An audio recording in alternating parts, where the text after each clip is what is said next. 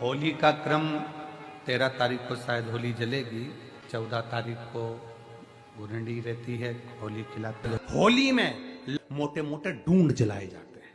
डूंडा की राख तैयार होती है, उसका कालापन जो तैयार होता है उसको उठाकर ले आए और कपड़े में उसको छान कर राख तैयार कर 3-4 बार छानने के बाद उस भस्म को 12 बजे से 1 बजे के बीच में शिव जी को समर्पित कर देता है और उस भस्म को उठाकर उसमें घी मिलाकर मस्तक पर तिलक लगाकर चले जाता है। वो जिंदगी में कभी हार नहीं सकता, विजय ही पाकर आता है, उसकी कभी हार नहीं हो सकता।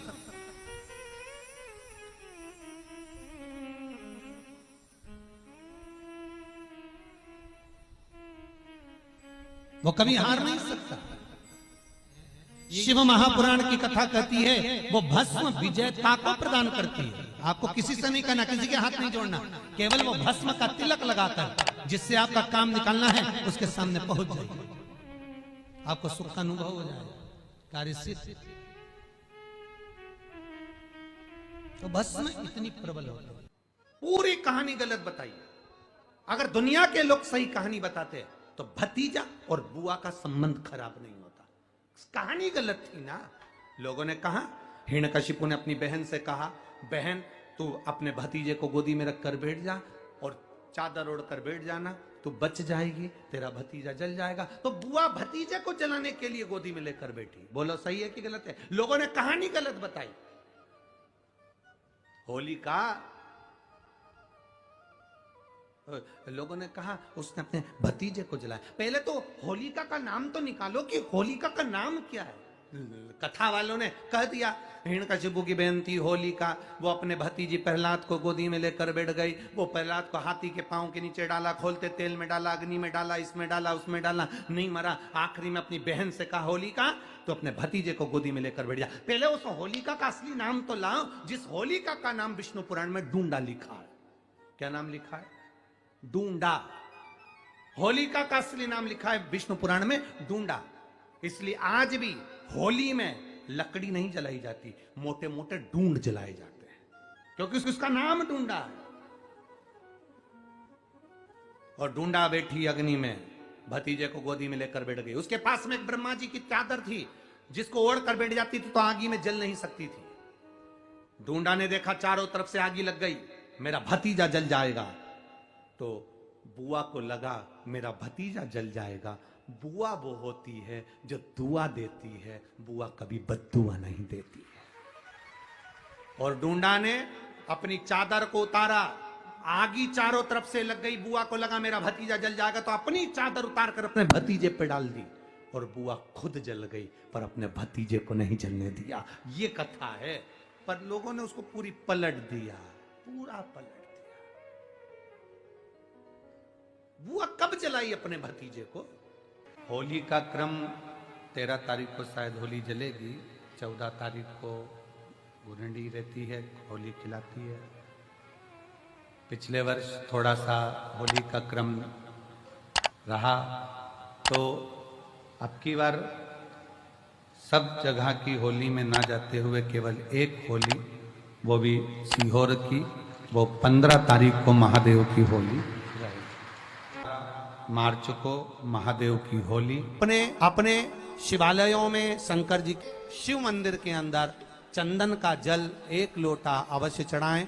महादेव की होली अवश्य मनाएं। होली आ रही है, लगी नहीं रिया की होली जैसा है।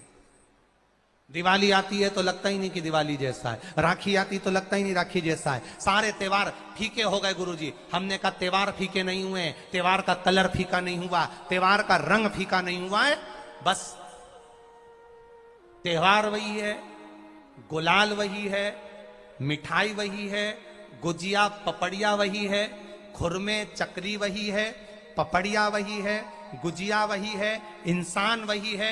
बस बाजार में से जो रौनक समाप्त नहीं हुई है, रौनक आपके भीतर की समाप्त हो गई। आपके भीतर इतनी ईर्ष्या भराती गई, इतनी ईर्ष्या भराती गई, इतनी ईर्ष्या भराती गई कि वो ईर्ष्या के कारण, उस अहंकार के कारण, उस अहम के कारण तुम एक दूसरे से मिलना पसंद नहीं कर पाते। पहले के लोग कहते थे हमारे यहाँ जब होली होती थी इतने लोग आते थे, मिलने जाते थे, गुलाल लेकर जाते थे। आजकल तो कोई दिखता नहीं है। कारण केवल इतना सा है, तुम्हारा अहंकार, तुम्हारा ईगो, तुम्हारा अभिमान तुम्हें अपने घर से बाहर नहीं निकालता। तुम घर से बाहर नहीं निकलते अपने अहंकार के कारण, अपनी काया के कारण, अपनी अभिमतता के कारण। आप दूसरे से मिलना पसंद नहीं करते। जरा सा कोई ने कलर लगाया तुम्हें क्रोध आ गया, जरा सा किसी ने गुलाल लगाया तुम्हें गुस्सा आ गया, जरा सा कोई आया भाभी जी भैया जी करके गुलाल लगा गया, तुम न न न न न no no no no no, कहां जाओ? इतने वीआईपी हो गए, इतने वीआईपी हो गए, इतने वीआईपी हो गए कि अपने त्योहारों से भी दूर हो गए। मेरा निवेदन है, होली का त्योहार आ रहा है, उस फागुन के त्योहार में मेरा देवाधिदेव महादेव माता पार्वती के साथ होली खेलता है, मेरा कृष्ण कन्हैया राधा रानी के साथ होली खेलता है। आप भी अपने इष्ट मित्रों के साथ होली खेलिए और दिल से खेलिए। अरे सीहोर में, सीहोर जिले में एक होली होती थी। उस होली का नाम हमने पिछली बार बदल दिया था। कौन सी होली कर दी थी? महादेव की होली। पिछली बार हमारे सीहोर जिले में हमेशा होती आई थी वो होली, थोड़ा उसका नाम हमने चेंज कर दिया था तो उसको महादेव की होली कर दिया था। मेरे सीहोर जिले के रहने वाले सभी रहवासियों से, जिले भर के निवासियों से निवेदन करना चाहूंगा, वो पुरानी होली को बंद कर महादेव की होली नाम दिया गया है। शिव मंदिर में जाना है, चंदन का जल शिव जी को 1 लोटा चढ़ाना। एक बात अपनी जिंदगी में उतार कर रखो, शंकर भगवान को घी का दिया भी लगाओ तो तुम्हारे घर में जो असली घी हो, थोड़ा सा भले 1 पत्ती लगाओ, भले इतनी सी बत्ती जलाओ, पर असली घी की जलाओ। शिव जी को अगर चंदन भी लगा रहे हो तो असली लगाओ। शंकर भगवान को चावल भी चढ़ा रहे हो तो असली चढ़ाओ। शंकर भगवान को अगर अष्टगंध भी चढ़ा रहे हो तो असली चढ़ाओ। केमिकल का कोई चीज मेरे महादेव को मत चढ़ाओ जिससे भगवान शिव की मूर्ति नष्ट हो। ऐसी कोई चीज मेरे महादेव को ना चढ़ाओ। अगर शंकर भगवान के साथ आप होली खेल रहे हो तो चंदन का पानी शंकर भगवान को चढ़ाइए, अष्टगंध का जल भगवान शिव को चढ़ाइए। तो करो तैयारी, आ रहा है त्रिपुंड धारी महादेव की होली। बड़े आनंद के साथ मेरा निवेदन, अपने शिवालयों में, शंकर जी के मंदिरों में, सीहोर जिले के प्रत्येक शिव मंदिर के अंदर चंदन का जल 1 लोटा अवश्य चढ़ाएं, महादेव की होली अवश्य मनाएं। और भाव के साथ 5 मंदिर हम भी जाएंगे, कोई जुलूस नहीं, कोई क्रम नहीं, बस बाबा को आराम से जल चढ़ाना ही एक नियम है और बाबा को जल चढ़ाएंगे। आप सब बड़े आनंद के साथ महादेव की होली का स्मरण करिए। महादेव की होली के दिन बेलपत्री की जड़ के नीचे जाकर प्रयास करा करो कि लाल चंदन का जल, लाल चंदन को घिसकर कलश में उस चंदन को डालकर जल भरकर उसको बेलपत्री की जड़ के नीचे सींचन करने का प्रयास करा करो। है कि धीरे धीरे कर कर वो दुख समाप्त होगा, वो दुख हटेगा ही। एक बहुत ध्यान देने वाली बात है कि अगर मान लो कि कहीं पैसा अटक गया है, नहीं आ रहा है, बहुत अथक प्रयास कर लिया, चंदन का जो जल होता है ये व्यक्ति के जीवन में जो धन कहीं रुक गया, अटक गया, नहीं दे रहा, बेलपत्री के वृक्ष के नीचे, जड़ के नीचे सींचन करने से वो प्राप्त होता है। अथर्ववेद में वर्णन किया गया कि पीपल के वृक्ष की जो जड़ होती है, बेलपत्री के वृक्ष की जो जड़ होती है और आंवले के वृक्ष की जो जड़ होती है, इसके नीचे स्वर्ग का निवास होता है। किसका निवास है? स्वर्ग का निवास। जहां पर ये वृक्ष होता है और उस वृक्ष के नीचे बैठकर हम जब किस जल का सींचन कर रहे हैं। जैसे अभी आपको कहा था कि जल में अगर लाल चंदन मिला हो और आप बेलपत्री के जड़ में सींचन कर रहे हैं तो लक्ष्मी की आवक बढ़ेगी। कहीं पैसा अपना अटक गया, नहीं आ रहा, आएगा।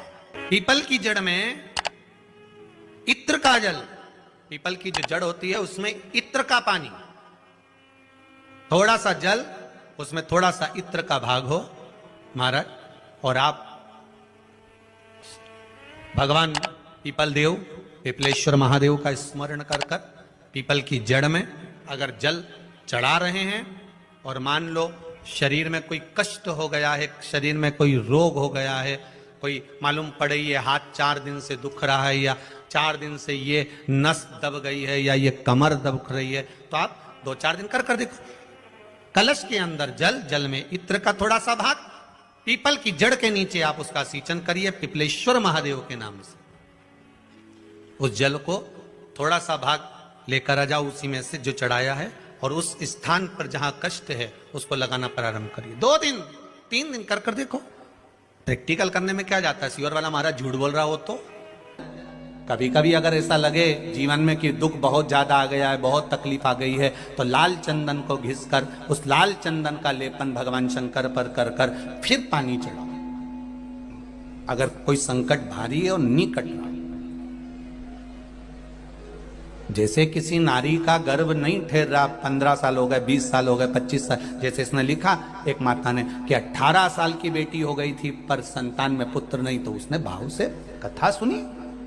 ऐसे आपके भीतर अगर 20 साल हो गए, 25 साल हो गए, 30 साल हो गए, संतान का सुख ही नहीं है, लाल चंदन का लेपन बाबा भोलेनाथ पर करना प्रारंभ करो। पीठिका पर लाल चंदन का लेपन करना प्रारंभ करो। लाल चंदन से बाबा का श्रृंगार करना प्रारंभ करो। एक बेलपत्री पर लाल चंदन, दोनों पत्ती नीचे वाली, जो नीचे की जो 2 पत्ती होती है इस पे लाल चंदन, और बीच वाली पत्ती पर पीला चंदन लगाकर बाबा के शिवलिंग को समर्पित करिए। बाबा से प्रार्थना करिए, रोज प्रार्थना करो। परंतु एक बात का स्मरण रहे, 25 साल हो गए, 20 साल हो गए, 30 साल हो गए, संतान नहीं, तो पहले जल से अभिषेक कराना, अभिषेक कराकर उस जल का आचमन करने के बाद हाथ को खासा करना, धोना, उसके बाद में फिर वापस बाबा का स्नान कराओ, फिर चंदन का लेपन कराओ, फिर 1 लोटा जल चढ़ाकर बाबा का स्नान कराओ। बाबा का बड़ा सुंदर भाव से लाल चंदन से जो अभिषेक करता है, बाबा को लेपन कर कर फिर जल चढ़ समर्पित करता है, निश्चित है उसकी गोदी मेरा देव अधिदेव महादेव जरूर भरता है। ये निश्चितता है। हम तो बेटियों से भी कहते हैं जिसका विवाह नहीं हो रहा हो, 25 साल 30